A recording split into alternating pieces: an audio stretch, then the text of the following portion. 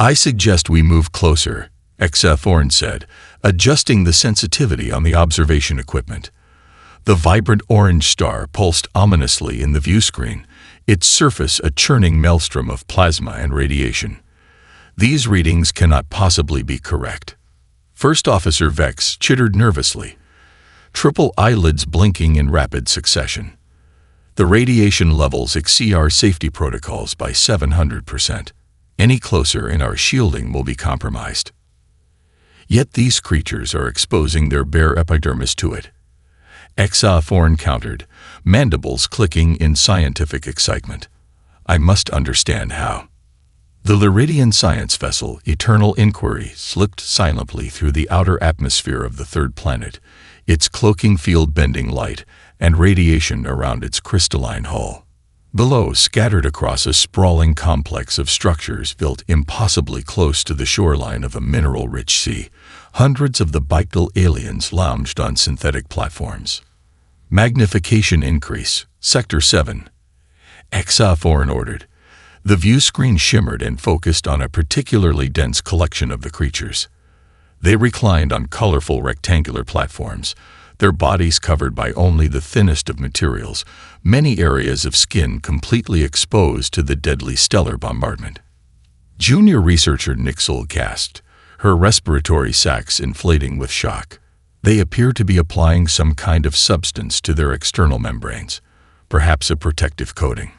Indeed, the creatures were spreading viscous compounds across their surprisingly varied skin tones. Some assisted others in reaching areas of their flexible dorsal regions, engaging in what appeared to be social grooming behaviors. "Audio intercept enabled," announced the ship's communication specialist. The observation chamber filled with strange sounds, rhythmic vibrations that HFY recognized as music, punctuated by vocalizations that the translation matrix identified as laughter and conversation. "Perfect day for catching some rays," one creature said to another, offering a container of liquid. "I'm going for that deep bronze look before heading back to the station next week," replied its companion, accepting the container and consuming its contents. "They're ingesting chemicals while exposing themselves to the radiation," HFY noted, recording the observation. "Perhaps a radioprotective compound." The ship's sensors suddenly pinged with an alert. Vex rushed to the monitoring station, antennae rigid with alarm. "Stellar instability increasing. The star is entering an active phase. Recommend immediate withdrawal to safe distance." HFY waved a dismissive limb. "The radiation levels are already lethal. I want to observe how these creatures respond to the increased emissions." On the surface below, a melodic tone sounded across the complex. One of the aliens, wearing slightly more covering than the others and carrying the communication device, addressed the assembled sunbathers. "Attention resort guests. Our sensors indicate a Class 3 solar flare event beginning in approximately 12 minutes. SPIF 75+ is now mandatory for all guests remaining on the observation decks. Complimentary radiation shields are available for sensitive individuals. The celestial light show begins soon, so grab your protective eyewear and enjoy nature's most spectacular display." Rather than fleeing in terror, the creatures responded with sounds of excitement. Many applied additional layers of their protective compounds. Others donned specialized eye coverings with darkened lenses. None abandoned their positions. "Impossible," whispered Vex. "No species could evolve to not just tolerate but enjoy such conditions." HFY's analytical mind raced through possibilities. Unless these aren't their natural conditions, what if they deliberately engineered themselves to withstand this environment? Or perhaps... The thought remained unfinished as the star erupted in a brilliant flash, bathing the planet in a wave of radiation that caused even the Eternal Inquiry's advanced sensors to momentarily overload. When the systems recovered, the Lyridian crew stared in disbelief at what the cameras revealed. The creatures were raising their containers in a collective gesture, faces turned upward toward the deadly light, expressions displaying what the xenopsychology database identified as pleasure. "Their communication channels are fully decrypted," announced communication specialist Civ. her sensory frills pulsing with excitement. "You won't believe what they're saying about this radiation event." As Thorn glided across the observation deck, the soft luminescence of her scales dimming in anticipation. Display main communications. The central projection field shimmered to life, revealing a cascade of human messages flying across their information networks. Rilnax organized them by topic clusters, creating a three-dimensional map of conversations that the Lyridians could navigate through. "Look at this priority broadcast," Rilnax said, isolating a particular stream. "It's from their resort management." A human female appeared in the projection, her skin darkened by extensive radiation exposure, wearing minimal coverings and eye protection. Behind her, the unstable star flared ominously. "Good afternoon, Sunseekers. This is your daily solar forecast from Helios Resort and Research Station. Today's UV index is off the charts at a spectacular 32. That's triple Earth standard. Premium cabanas on the north deck are already fully booked for the particle shower expected at 1600 hours. Remember, Gold Tier members get priority access to our new radiation amplification pools. Don't forget to reapply your nano sunscreen every 40 minutes, especially if you're going for that deep space tan." The Lyridian scientists exchanged looks of astonishment, their translator implants struggling to make sense of the terminology. "They're competing for the highest radiation exposure," Xathorn noted, mandibles clicking in disbelief. "And they've developed specialized technology just to enhance the experience." Vex focused the sensors on a particular group of humans who had positioned themselves on elevated platforms directly facing the star. Unlike the others, these wore minimal protective compounds and displayed skin tones significantly darker than their companions. "These specimens appear to be developing pigmentation responses," Vex observed. "A biological defense mechanism, perhaps." "Scan their cellular structure," Xathorn ordered. "I want to understand what's happening at the genetic level." The bioscanners hummed, penetrating the human's surprisingly complex cellular structures. Data streams flooded the Lyridian computers, triggering multiple analytical anomalies. "This can't be right," junior researcher Nixel exclaimed. "According to these readings, their cells are actively repairing radiation damage almost as quickly as it occurs. And some genetic sequences appear to be strengthening in response. They're adapting in real time," Xathorn whispered. "Extraordinary." The scanners suddenly detected a new conversation among a group of humans wearing slightly more formal attire, gathered around sophisticated monitoring equipment, partially disguised as recreational furnishings. "Latest readings confirm accelerated neutron emission patterns," one said, consulting a data device cleverly designed to resemble a beverage container. "The star's core instability is increasing exactly as the models predicted." "Perfect timing," another replied. "The Federation science vessel arrives tomorrow. These readings will secure our funding for the next 5 years. Not to mention the resort's 5-star rating," a third added with a laugh. "Nothing draws tourists like the promise of the most extreme tanning experience in the quadrant." Sathorn's analytical mind raced. "They're not just tolerating these conditions, they are studying them, and somehow converting the research into a recreational activity." A particularly violent stellar eruption suddenly washed over the planet, temporarily overloading the Lyridian ship's sensors. When the systems recovered, Rilnax gasped in shock. "The radiation levels just doubled," she reported. "No organic life should survive such exposure." Yet below, the humans merely adjusted their positions, applied more protective compounds, and continued their bizarre relaxation activities. Some even appeared to be consuming nutrition while bathing in radiation levels that would reduce Lyridian tissue to molecular soup within seconds. "Captain," Xathorn said slowly, "I believe we need to reconsider our classification of human biological resilience. These aren't primitive creatures, they're something else entirely." "Unknown vessel, this is Dr. Elena Vasquez, Scientific Director of Helios Resort and Research Station. Your cloaking technology is impressive, but our quantum fluctuation detectors picked you up 3 days ago. We were wondering when you'd make contact." Stunned silence fell across the Luridian command deck. Captain Zeal's chromatophores pulsed with alarmed patterns, shifting from confident blue to anxious purple. "They knew we were here all along," junior researcher Nixel whispered, her voice modulator barely audible.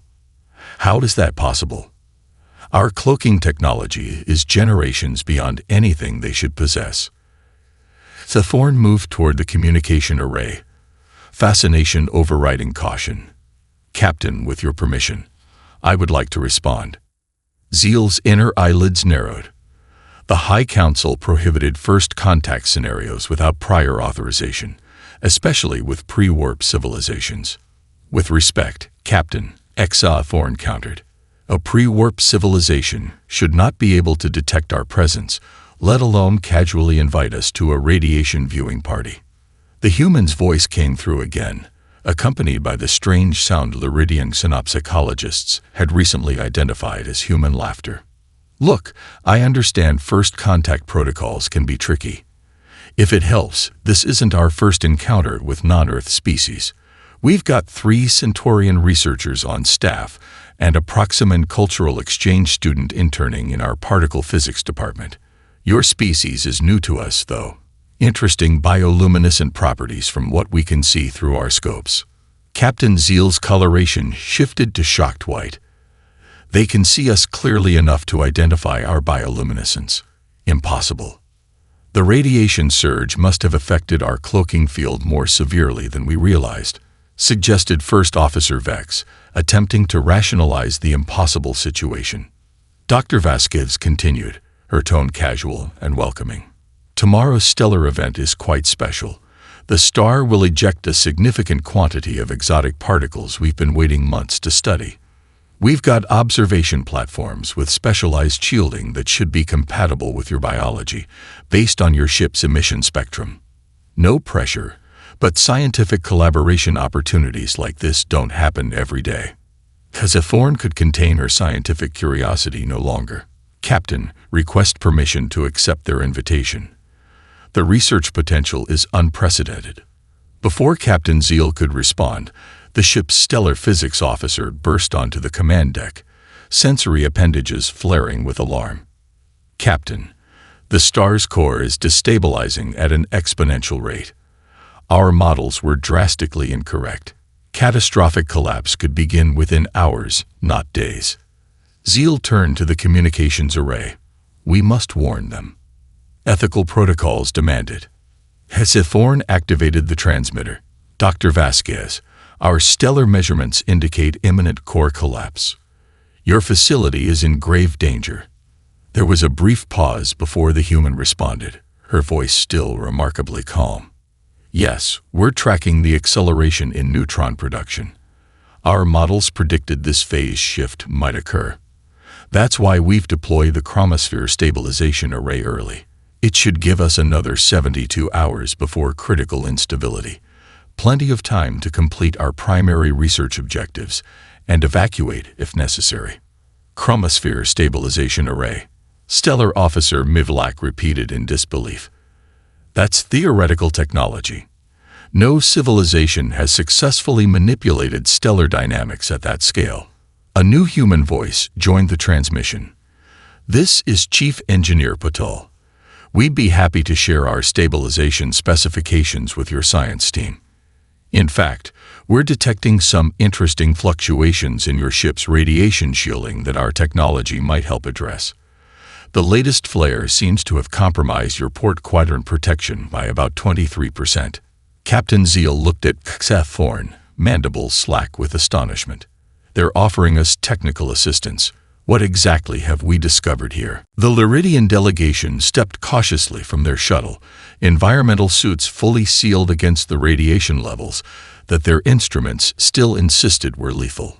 Before them stretched the expansive main deck of the human resort, crowded with sunbathers, seemingly oblivious to the deadly emissions bathing them from above. Dr. Vasquez approached, extending her hand in what the cultural database identified as a traditional human greeting gesture. "Welcome to Helios. Sorry about the crowds. Stellar flare tourism is peak season. HFY studied the human with fascination. Up close, the species appeared even more paradoxical, delicate in structure, lacking natural armor or significant physical defenses, yet standing unprotected beneath radiation that would dissolve Lyridian tissue within moments. Your protective suits are impressive, Dr. Vasquez noted, gesturing toward their environmental gear. Though perhaps a bit excessive for today's conditions, we're only at exposure level 7. Our physiology differs significantly from yours, HFY explained, mandibles clicking nervously behind her helmet. These radiation levels would be instantly fatal to us. Dr. Vasquez nodded with understanding. Of course, different evolutionary paths. We evolved on a planet orbiting a G-type main sequence star. Constant radiation exposure shaped our biology from the beginning. She led them toward a structure at the edge of the resort area, its architecture blending seamlessly with the recreational facilities, but clearly housing sophisticated equipment. Our research center, she explained. The tourists think it's just the premium spa area. Inside, the Lyridians were surprised to find a cutting-edge laboratory. Holographic models of the dying star rotated above monitoring stations, while human scientists in casual attire studied readouts with professional intensity. You disguise your research facilities as recreational amenities, Captain Zeal observed. Why the deception? Dr. Vasquez smiled. Dual-purpose efficiency. Tourism funds our research, and having civilians present maintains a low profile for some of our more experimental work. She activated a central display, revealing complex schematics that HFY immediately recognized as stellar manipulation technology. Your stabilization array, HFY breathed, impressed despite herself. You've solved the quantum fluctuation problem in the containment field. A breakthrough from our Proxima Centauri colleagues, Dr. Vasquez acknowledged. They provided the theoretical framework. We added the practical engineering. Humans have always excelled at making theoretical science work in harsh conditions. A younger human approached, carrying what appeared to be transparent containers of colored liquid. Thought our guests might appreciate some refreshments, he said, offering the containers to the Lyridian delegation. These contained dihydrogen monoxide, exclaimed junior researcher Nixel, her sensors detecting the compound, a dangerous solvent that corrodes many metallic elements. The humans exchanged amused glances.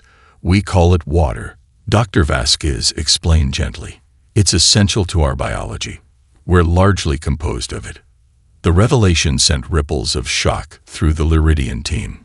A species composed primarily of a corrosive solvent that thrived in deadly radiation. The xenobiology implications were staggering. Now about your ship's radiation shielding, Dr. Vasquez continued, pulling up a detailed schematic of the Lyridian vessel that was impossibly accurate. We've developed a nanomaterial coating that could increase your protection by roughly 40%. Similar principles to our sunscreen. Actually, just scaled up. First Officer Vex leaned closer to HFY. They casually offer technology that our engineers have been pursuing for decades, she whispered. And they compare it to a recreational skin product. Dr. Vasquez led them to a balcony overlooking the resort area. Below, humans continued their sunbathing, while others played in pools of water deliberately positioned to catch maximum radiation exposure. Above, the dying star pulsed ominously, its surface churning with energies that could sterilize entire planets. Beautiful view, isn't it? Dr. Vasquez remarked, gazing upward without protective eyewear. There's something poetic about basking in the light of a star that's reaching the end of its life cycle. The observation lounge shuddered as another radiation wave slammed into the station's shields. Emergency lights pulsed in a rhythm that the humans seemingly found reassuring, but set Lyridian nervous systems on edge. Shield capacity at 62% and holding, announced Chief Engineer Patel, his fingers dancing across a holographic interface. The reinforcements to the North Quadrant are performing beautifully. HFY huddled with the other Lyridians in a specially prepared chamber, their environmental suits now supplemented with additional human-designed radiation baffles. Captain Zeal's chromatophores displayed distress patterns despite her attempts to maintain composure.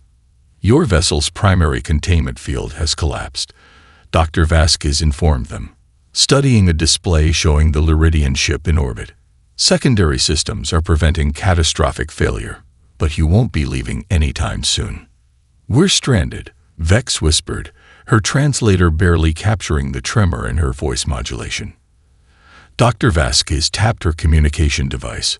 Helena, bring the prototype shielding modules from storage level 3, and tell Dr. Katsaros we need his radiation remediation team. She turned back to the Lyridians with what her species called a smile, a facial expression that Saforn had learned indicated reassurance rather than the threat display it resembled. We've been developing technologies to counteract acute radiation exposure in non-human biology. Your situation provides an excellent opportunity to test them in field conditions. Test. Captain Zeal's scales flickered with alarm. We are not experimental subjects. A deep rumble vibrated through the station as the star unleashed a prominence larger than any previously recorded. The humans, rather than panicking, rushed to monitoring stations with expressions of excitement. Amazing output in the gamma spectrum, called out a human female, her eyes wide with scientific enthusiasm. The quantum fluctuations are exactly as the Harrington-Chen model predicted. Shields holding at 58%, Engineer Patel reported. Deploying additional resonance dampeners. Dr. Vasquez gestured toward a bank of equipment that hummed with energy. We're not just protecting ourselves.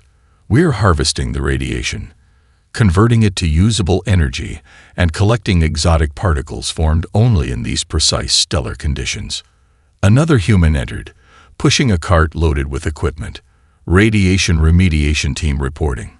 These are the Centaurian-designed cellular protection modules, adapted for Lyridian physiology. Saforn stared at the devices in astonishment. You've modified advanced medical technology for our species in mere hours. We had your biological scans from when you arrived. Dr. Vasquez explained, as if rapid xenobiological adaptation were commonplace. Your cellular structure is actually less complex than ours in some ways. Fewer repair mechanisms, which makes sense given your homeworld's relative lack of background radiation. The new arrival, Dr. Katsaros, according to his identification badge, approached with a handheld device. This will calibrate your cellular protection. It may cause a tingling sensation as it activates. Captain Zeal reluctantly extended a limb, her natural skepticism warring with desperation as the radiation levels continued to rise. Your species evolved in protection, she observed as the device hummed against her scales. Ours evolved in avoidance. Perhaps that explains your unusual relationship with deadly phenomena. The station shuddered again, more violently this time. A section of ceiling panel crashed down mere centimeters from where they stood. Through the momentary gap, Hexathorn glimpsed the star directly.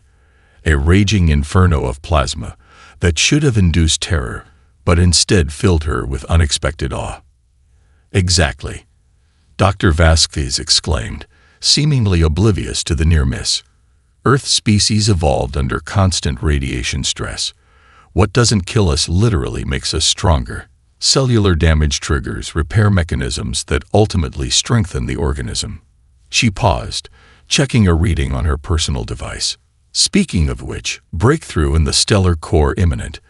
Everyone ready for the main event. Engineer Patel slammed his hand against a control panel as alarms blared across the monitoring station. Neutronium containment at maximum capacity. We need to vent the collection chambers or risk overload. Dr. Vasquez rushed to his side, analyzing the readouts with practiced efficiency. Redirect flow to the secondary arrays. We can't afford to lose this batch. It's the purest formation we've recorded. Hexathorn watched in fascination as the humans worked, their movements displaying none of the panic one would expect from beings facing catastrophic stellar events. Instead, they exhibited the coordinated precision of specialists performing long-practiced procedures. What exactly are you harvesting? she asked, her scientific curiosity overriding caution. A moment of silence fell across the room as the humans exchanged glances. Dr. Vasquez nodded slightly to Engineer Patel, who pressed a sequence on his console. The central holographic display shifted, revealing the three-dimensional schematic of what appeared to be an advanced propulsion system, unlike anything in Luridian technical databases. The Hansen-Miyazaki drive, Dr. Vasquez explained. Theoretical faster-than-light travel without the limitations of conventional warp fields or the danger of dimension fracturing. Captain Zeal's chromatophores pulsed with shock. Impossible. The energy requirements alone would require exotic particles that form only during specific types of stellar decay. Engineer Patel finished for her. Precisely the conditions this dying star is creating right now. The realization struck Thorne with sudden clarity. The resort is camouflage. The entire operation. Not entirely camouflage. Dr. Vasquez interjected. The tourism aspect is legitimate. Humans genuinely enjoy basking in stellar radiation. Health benefits from controlled exposure are well documented in our medical literature. We simply combined our recreational tendencies with scientific necessity. A young human researcher approached, carrying what appeared to be a small container of swirling, luminescent material. Latest extraction from Chamber 7, she announced proudly. Neutronium purity at 97%. The Luridians stared at the container in disbelief. The substance within should have collapsed under its own gravity or exploded with enough force to vaporize the station. Yet here it was, contained in what looked like little more than specialized glass, being casually handed between researchers. You've solved the quantum stability problem, Thorne whispered. How? Engineer Patel grinned. Would you believe it was originally sunscreen technology? The same principles that protect human skin from radiation damage at the molecular level, scaled up and modified for particle containment. Our greatest innovations often come from unexpected connections, Dr. Vasquez added. Military technology adapted for medical use. Entertainment systems repurposed for scientific calculation. Recreational chemistry leading to revolutionary propulsion. The station shuddered violently as another massive prominence erupted from the star's surface. Through the reinforced observation windows, Thorne could see the stellar corona writhing with energies that defied conventional physics. Is that normal? Junior researcher Nixel asked nervously, pointing to a particularly volatile formation in the star's photosphere. Not exactly, Dr. Vasquez admitted, studying the pattern with professional interest rather than fear. That's a precursor to a hypernova cascade. Fascinating. We've only observed this pattern in remote telemetry, never up close. Hypernova cascade. Captain Zeal's voice modulator cracked with alarm. That's a civilization-ending event. Dr. Vasquez checked her monitoring equipment. It would be, if we weren't prepared for it. This is actually the main event we came to study. She turned to face the Luridian delegation, her expression serious yet somehow still conveying excitement. What you're about to witness is something few beings ever see and survive. It's why we built this facility, why we developed the containment technology, and ultimately, why we invited you to stay. Structural integrity at 28% and falling. The station's artificial intelligence announced in a voice disturbingly serene given the circumstances. Evacuation protocol Gamma now mandatory for all personnel. The research station groaned under the assault of radiation waves. Along the corridors, sections of advanced composite materials designed to withstand stellar flares began to melt and warp. Yet the humans continued their work with methodical precision, transferring equipment and data cores to waiting transport vessels. Final neutronium extraction complete. Engineer Patel reported, securing a containment pod that hummed with barely restrained energies. 99.4% purity, a new record. The Hansen-Miyazaki team will be thrilled. Captain Maya Chen of the human transport vessel Helios Skimmer gestured urgently from the docking bay entrance. 15 minutes until complete shield failure. Final boarding calls. People. As Thorn helped junior researcher Nixel toward the evacuation point, the younger Luridian's limbs trembling despite the radiation medications the humans had provided. The Luridian delegation had been assigned space aboard the skimmer, their own vessel now little more than a superheated hull barely maintaining orbit. "They're still collecting data," Nixel observed incredulously, watching as several humans in specialized suits positioned sensor arrays near the most damaged sections of the station. "Their shelter is literally dissolving around them, and they're treating it as a research opportunity." Dr. Vasquez passed them, carrying what appeared to be biological samples. Last chance to witness nuclear transmutation in an oxygen-rich environment. She called out to her colleagues with genuine enthusiasm. Data cores on Channel 17 are dedicated to this sequence. A violent tremor shook the station, nearly throwing them from their feet. A support beam crashed down meters away, crushing equipment worth more than the annual scientific budget of many Luridian research institutes. "Observation Deck 3 has been compromised," the AI reported calmly. 12 minutes to complete structural failure. "Why do they cut it so close?" Captain Zeal demanded, her chromatophores flashing distress patterns visible even through her protective gear. What possible data could be worth this risk? "The transition boundary data," Dr. Vasquez explained, pausing briefly beside them. "The moment when controlled chaos becomes uncontrolled, that's where the most valuable insights hide." In science, in technology, she smiled, even in recreation, humans have always learned the most at the edge of disaster. The final evacuation signal blared across all channels. Captain Chen's voice cut through the noise. "All personnel to transports now. Automated systems will handle remaining collections. This is not a drill. Move." As they reached the skimmer's airlock, Hexaphorn turned for a final look at the research station. Through gaps in the failing structure, the dying star's surface was clearly visible, a churning maelstrom of plasma and exotic energies that by all rights should have reduced the station to atomic particles hours ago. The ship's engines hummed to life as the last humans scrambled aboard, many still checking data readings even as they secured themselves for emergency departure. Captain Chen took the helm personally, her fingers dancing across controls with practiced ease. "Departure trajectory calculated," she announced. "Hold tight, folks. This will be a hot exit." The skimmer detached from the disintegrating station, just as a massive solar prominence reached toward them like a fiery tentacle. Acceleration pressed Hexathorn against her restraints, the ship's inertial dampener struggling against forces that should have crushed its occupants. Through the viewport, she watched as the station, home to hundreds of beings just hours before, began to break apart, its components vaporizing in the stellar fury. They built it knowing this would happen, she realized aloud.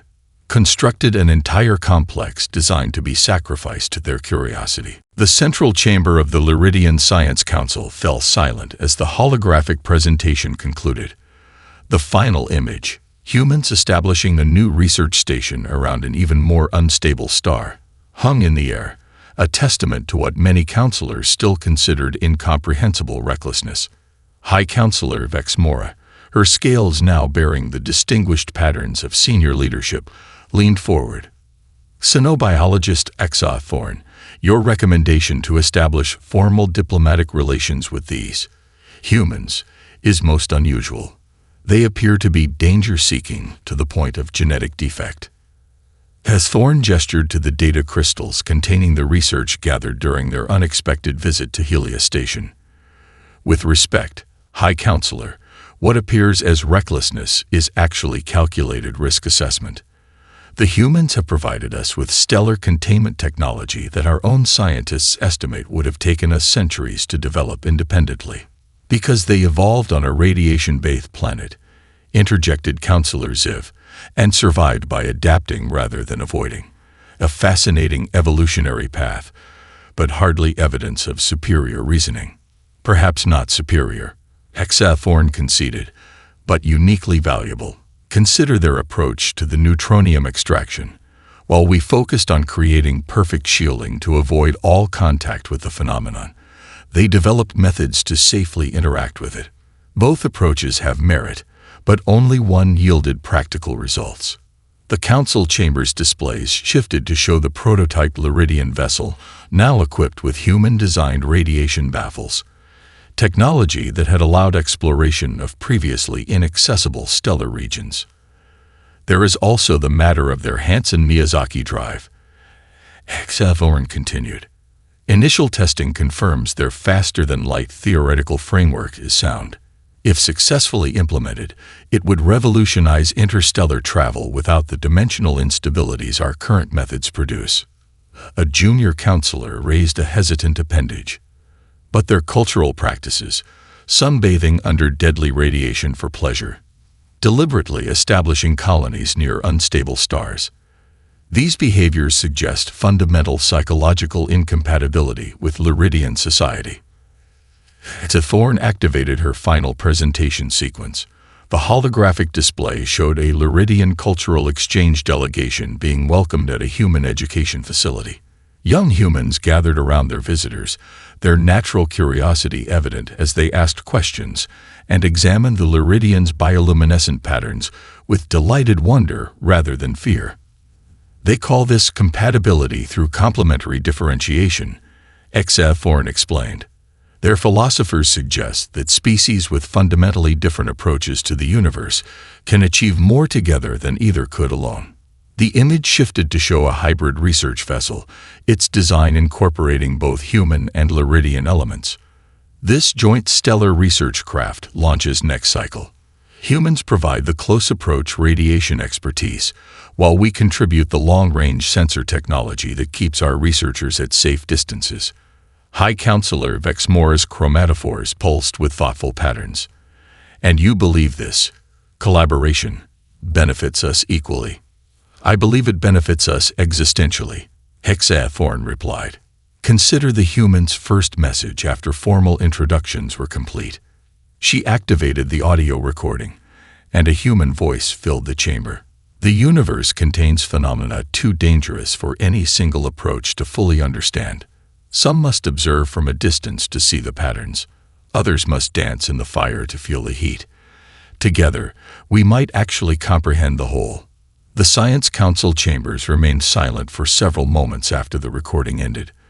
Finally, High Counselor Vexmora's scales shifted to the formal pattern of decision. Very well. We will proceed with diplomatic relations, cautiously. These humans who sunbathe under dying stars may indeed have something to teach us. Her inner eyelids narrowed slightly. Though I suspect we have much to teach them about preservation and caution as well. HFY's chromatophores flickered briefly with amusement. They would welcome the lesson, High Counselor. Their scientists have already requested our expertise on sustainable resource management. It seems even starbathers occasionally worry about the future.